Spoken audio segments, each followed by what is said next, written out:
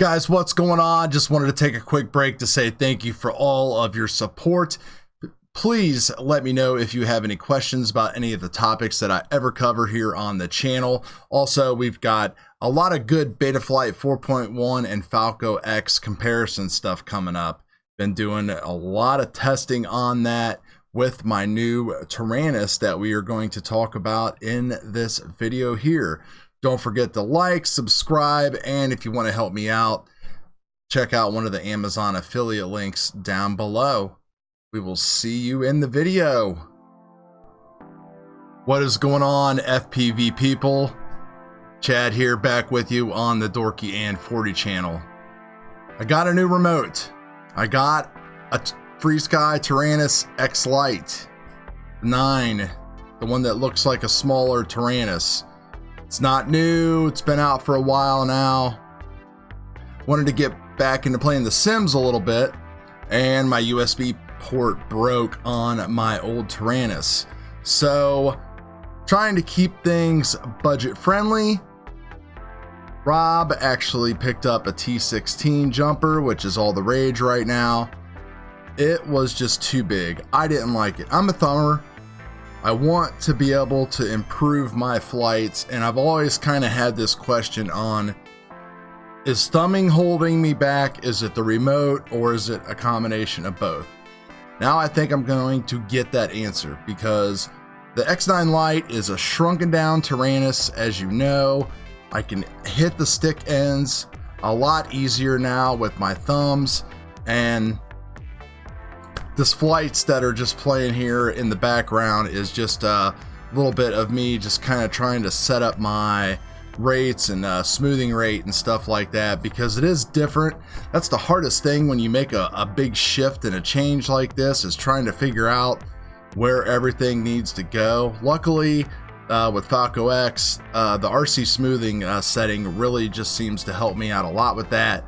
That way I don't have to dive a lot into like rates and stuff. I can just play with one number, and that really helps out a lot. So we're gonna interrupt the flight here for a second, and we'll go to the bench here. I'll show you this thing. We're running CROSSFIRE on it already. Super simple to do everything. I'll show you how it's wired up and all that good stuff. Well, here it is, the X9 Lite, and this thing's, I think, pretty great, especially at 70 bucks. I mean, you can't really beat that price at all. Now, a lot of people complain that it feels like a toy. It definitely does feel a little cheaper. The plastic that it's kind of like molded out of, I think is what gives it its cheap feeling. The back part of it, the black back here, feels exactly the same as my old TARANIS. The white injection molded plastic is what kind of gives it a little bit of a cheapy feel. But what I've found, as long as you have everything tightened down really good, your screws and stuff like that, it feels pretty solid to me in my hands. You know, it's really a nice fit. And the thing that's great about it is, again, I can hit these stick ends really good in a thumbing position. That's the best part about it. So that way I can hit flips and rolls constantly more with a more, you know, uniform fashion. So I had it apart and was working a little bit on setting my tensions. This is the basic one that doesn't have the Hall gimbals. I know the Hall gimbals that I have in my other TARANIS are definitely, from a build quality standpoint, a superior type of gimbal. But did they make me a better flyer? I really don't know. I would say no. It's just more of like a habit that I got into. Kind of like the other habit is why I have these thicker 3D printed stick ends instead of the little ones that come with it. Just like a little bit more meat to grab onto there as a thumber, and I'm sure pinchers would like it as well.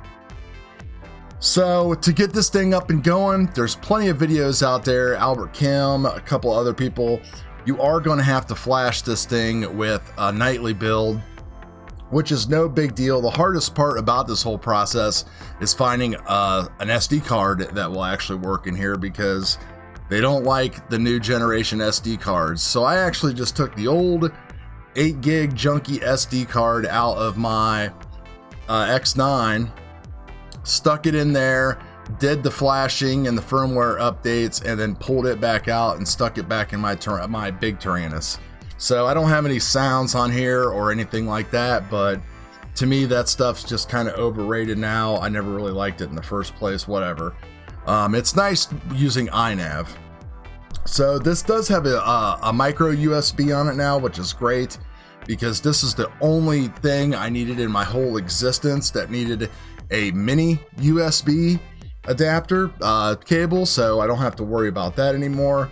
I'm running 18650 batteries in there, and as you can see, there is the CROSSFIRE. So we're going to cut over now to the actual wiring and CROSSFIRE setup inside what it looks like in the radio. But while we're on the bench here, you can see this is the cable that you'll actually get. You get this from Piraflip if you don't want to hack up your cables to come with it. And then I use like just a little 850 4S battery, and I made like a little like a long extension here to stick this in my pocket, because I'm having a problem just kind of finding, since it is smaller, finding a place to put that battery on the back that just kind of like doesn't get in my way. So I'm like, you know what, I'm just gonna do it that way, plug in, power the CROSSFIRE that way, and then I'm using some dual lock on the back there, and I just have it secured and sticky taped to the actual the module bay itself. So it fits really good and feels really good in my hands. I mean, my hands are just like, I guess, average guy hands. I don't know. They're not large, they're not big, whatever. And this just really fits and feels good. I've got all my spring tension set and all that kind of stuff. And to get the CROSSFIRE also to work, you'll just have to take like a Dremel or something and just kind of make a cutout right there, so that way you can run the wires from the inside up to the outside. It's super simple, 3 solder joints, and let's take a look at that right now. So this is it right here, guys. You can see that the blue wire goes on pin number 1. You're going to twist together both of your grounds and put that onto pin number 2. And then the red wire is going to go on pin number 5. And this is if your TARANIS is upside down, left to right. Flip it around here, and you can see that it is 4 from the other way, and then all the way on the other end. Can't remember exactly what they're labeled, but I'll zoom out here and you can see how I have my TARANIS oriented, so that way it will be easier for you to kind of visualize where you would actually solder these on. And it's literally just tack, tack, tack. It's super simple. It takes longer to heat up the soldering iron than it does to actually get it done.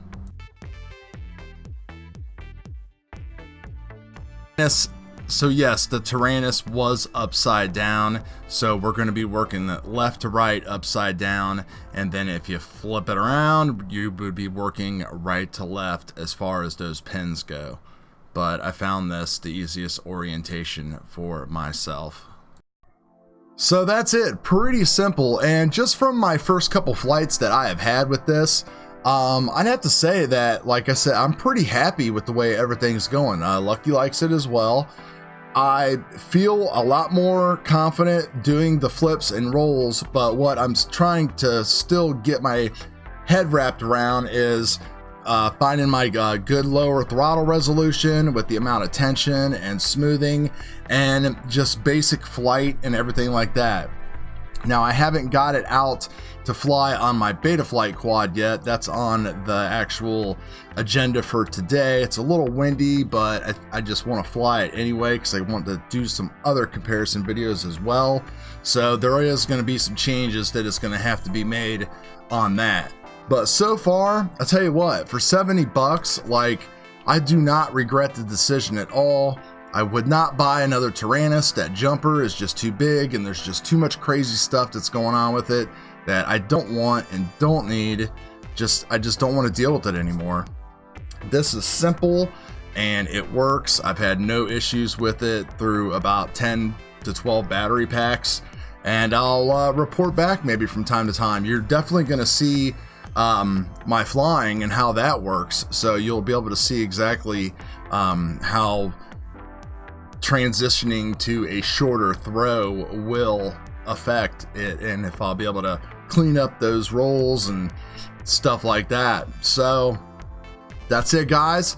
We will see you guys on that other side.